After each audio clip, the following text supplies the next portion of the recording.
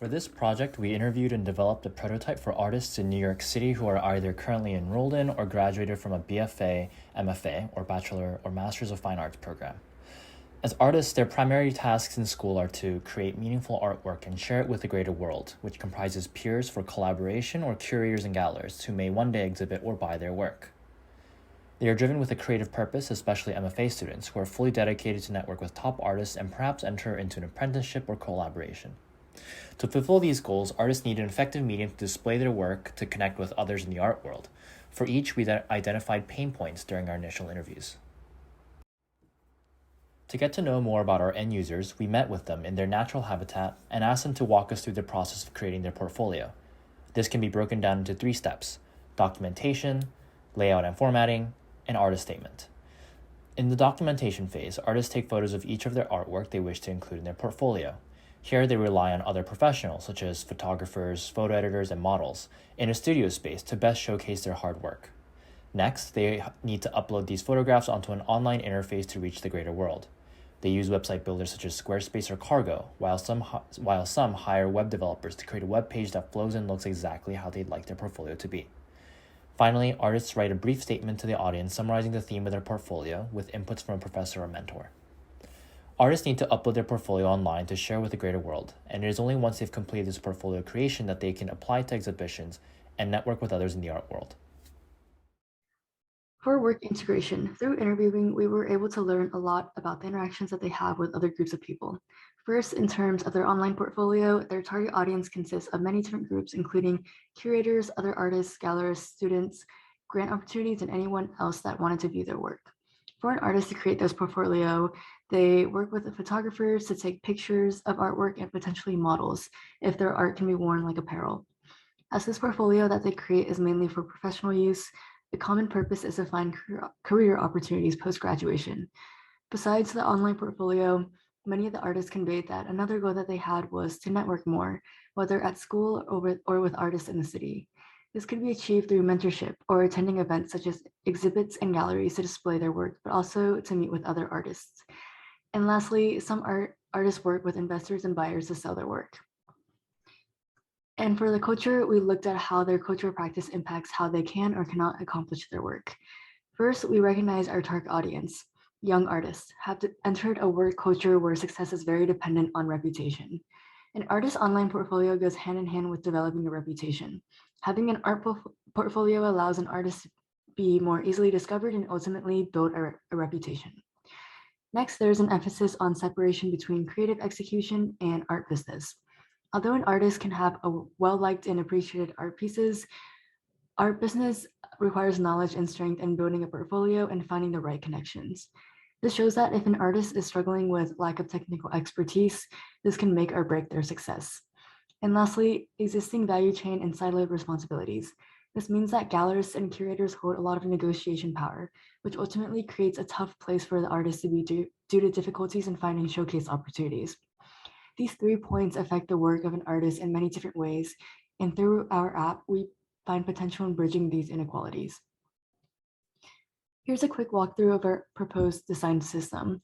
We plan to incorporate 2 main features: portfolio creation and discover opportunities. For the smaller features, we include a curator and gallerist portfolio view, a chat, and an application screen. We have one centralized home screen which connects the majority of our screens, which hosts the discover view for an artist to find new opportunities. There's a toolbar at the bottom for ease and navigation and buttons to connect the screens. As a next step, our proposed system underwent some evaluation because we wanted to see whether the design or flow of the app really addresses the breakdowns and challenges that we identified with our users. To remind you of the goal of our system, it was to provide artists with the ability to easily and quickly create custom portfolios and also make it easier for them to connect with artists, curators, as well as apply to exhibits. Before we took a deep dive with both users and experts, we wanted to identify the goals of our evaluation. And those were, does the artist find the process of portfolio creation really intuitive? Is it easier than it was before? Does the app make the task of connecting with gallerists and curators easier than it is currently because it's super siloed currently? And do our flows and organization of the app, the whole UX of our app really complement this process and makes it easier? In order to test that, we talked to 3 subjects, 3 out of the 4 that we initially interviewed, 2 Bachelor of Fine Arts students and 1 current Master of Fine Arts student. We shared our low to mid-fi prototype that you can see on the right, that we made in Balsamic. And for one of the users, we created a task walkthrough, meaning we asked them, or we gave them several scenarios that they should walk through, for example, searching for suitable exhibits and manually applying to it. And over the course of 35 minutes, and then completing multiple walkthroughs, we took notes and observed them while doing so. With all other subjects, we also did a cognitive walkthrough where they, for 30 minutes, walked through the app, talked us through what they were thinking, and we took notes and identified possible breakdowns. And then also, during class period, we did a heuristic evaluation with some UX experts that gave us more insight on whether our app really meets current UX conventions. Our evaluation went fairly smooth. We got a lot of insights and also really noticed that we benefited from using mixed methods, talking to users as well as experts, because we got a really broad overview of what we could do better. Something that we could have done better is in the beginning of our task and cognitive walkthroughs, we explained to the users what the app was about, and there was a little bit of priming, and maybe we could have left that out because that could have possibly introduced bias. And so these are the results of our evaluation. So from our evaluation with users, meaning the task and cognitive walkthrough, we found that the portfolio creation process was a little bit ambiguous. The functionality of the import feature for a portfolio that was in the portfolio creation process was kind of unclear. Also, a lot of the presets or like the options that we gave the user to customize their portfolio were a little bit unclear. It was ambiguous, for example, what color would do. The discovery feature, preference settings, filters were also a little bit ambiguous. Some users mentioned the niche case where exhibits are done by curators, and so splitting up the search criteria between exhibits and curators might indicate that these two things are mutually exclusive, which they are not always. Also, a lot of users had difficulty finding details about the curator. The flow wasn't very obvious. But however, navigation through the app was fairly intuitive, so we got very positive feedback there. And from our evaluation with experts or heuristic evaluation, we found that there are some usability issues, especially when it comes to the visual design. Some of the buttons and their labeling wasn't quite as clear. What it would do when you click on the buttons and the way we organize them. We got the feedback that we should display the system status in a more detailed manner, and also we should take a more minimalistic approach to reduce the cognitive load of the user.